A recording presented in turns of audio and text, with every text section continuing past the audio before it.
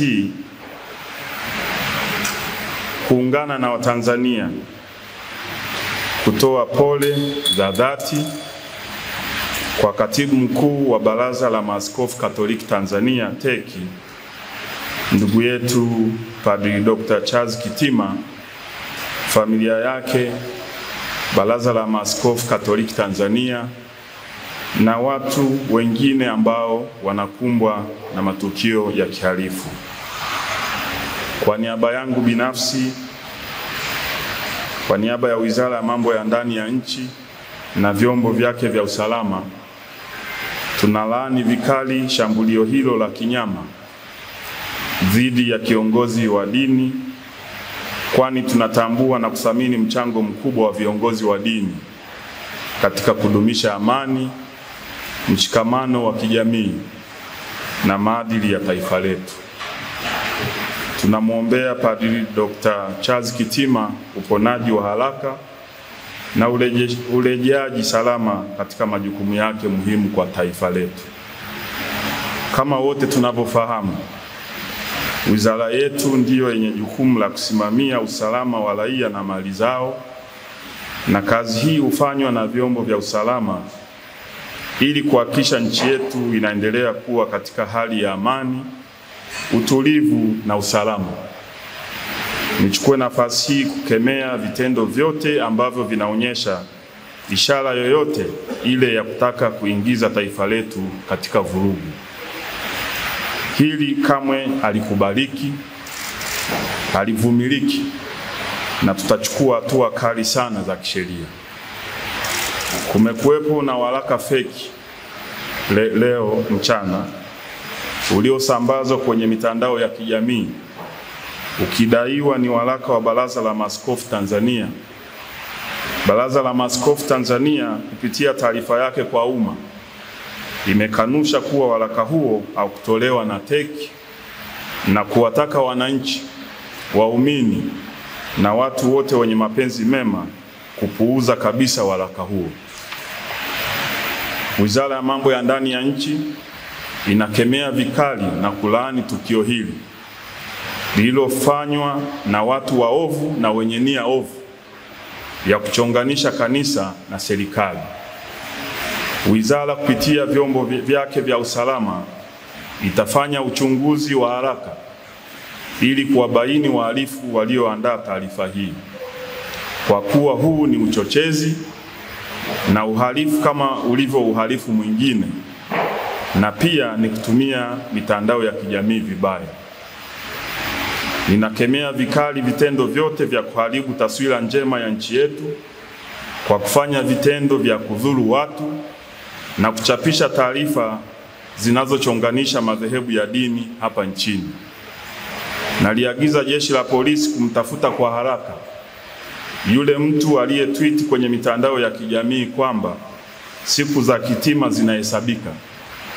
Mtu huyu atafutwe haraka, ahojiwe ametumwa na nani, na hatua kali za kisheria zichukuliwe dhidi yake haraka iwezekanavyo, kwa kuwa watu wote watakaobainika kuhusika katika tukio hili wataingia kwenye mikono ya sheria. Si vyema vyombo vyetu vya usalama vikaendelea kufumbia macho uvunjifu wa sheria kwa makusudi na watu ambao wako kwenye jamii yetu kwa lengo la kuleta uchonganishi, lakini kuondoa amani, utulivu na usalama wa nchi yetu. Kwa kuwa Jeshi la Polisi liko hapa, ni wakati mwafaka sasa kuongeza kasi ya kusimamia sheria zinazohusu mitandao ya kijamii ili kuhakikisha watu wote wanatii sheria bila shuruti, na hivyo kuendelea kuwa na jamii yenye ustaarabu na kuheshimu utu wa kila Mtanzania na hata mgeni. Wizara itamchukulia hatua kali za kisheria mtu yeyote atakayebainika kuandaa au kusambaza taarifa hiyo kwenye mitandao ya kijamii na vyombo vya habari. Vilevile, wizara inatoa onyo kwa wale wote wenye nia ovu kuacha kutumia vibaya mitandao ya kijamii, kwani sheria iko wazi, na endapo utabainika, sheria itachukua mkondo wake. Ninawaagiza watendaji wote wa vyombo vya usalama na wizara kuhakikisha wanatekeleza wajibu wetu wa kusimamia usalama wa raia na mali zao kwa kuzingatia weledi, sheria za nchi na kuhakikisha nchi inaendelea kuwa salama. Nitoe wito kwa watu wote kuheshimiana, kuwa na staha na kuhakikisha kwa pamoja tunalinda tunu ya amani ya nchi yetu. Niwahakikishie Watanzania wote kuwa nchi yetu ipo salama na niwasihi wananchi kuendelea kutii sheria za nchi bila shuruti ili nchi yetu iendelee kuwa ya amani, utulivu na usalama. Naliagiza Jeshi la Polisi kuhakikisha uchunguzi wa kina unafanyika na kuchukua hatua zinazostahili dhidi ya wahalifu wanaotaka kuvuruga amani ya nchi yetu. Kutokana na hali hiyo ambayo imekuwa ni ya kuvuruga uchaguzi tangu 2016 mpaka sasa, viongozi wa dini kwa kweli wameona wakemee kwanza hayo maovu, halafu waitake serikali, sio kuiomba, waitake na sio kuishauri, waitake, kwa sababu sheria ziko wazi, sheria zimewekwa, ziheshimiwe, kuwe na utawala wa sheria na watu waheshimiwe, kwa sababu raia ndio anapoweka kura yake, ndio nguvu yake ya kuitawala nchi yake.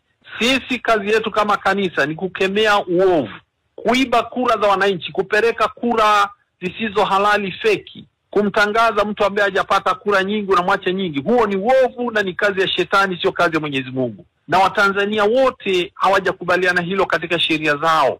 Tunachoiambia serikali, heshimu sheria, fanya amri za Mungu zinavyodai. Uzuri Tanzania kuna dini za kimila, kuna Ukristo, kuna Uislamu. Katika dini zetu hizo zote tunakubali kwamba Mungu anaagiza maovu haya, na haya yote yaliyotamkwa ni maovu.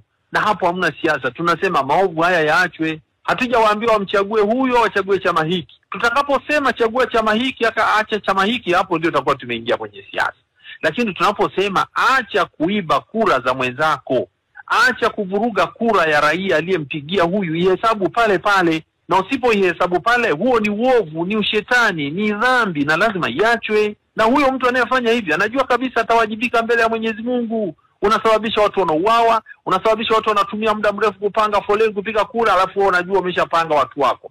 Wabunge wamesema watachaguliwa, wewe unaweka wako unaowataka. Sasa hiyo sio mlichokubaliana kitaifa. Kwa hiyo hapo hamna cha siasa na dini, ni kueleza watu tenda kadri wananchi mlivyokubaliana kama nchi, na vile vile heshimu maamuzi ya wananchi. Kuambia waheshimu maamuzi ya wananchi sio hatuwezi kuwaomba ruhusa wao. Sisi tutasema, hawapo kutufundisha sisi tuseme nini wao tuseme. Sisi kazi yetu ni kukemea maovu na kuonya wanaoyafanya wayaache. Na wasipoacha yanayakuta mataifa mengine, litaikuta Tanzania.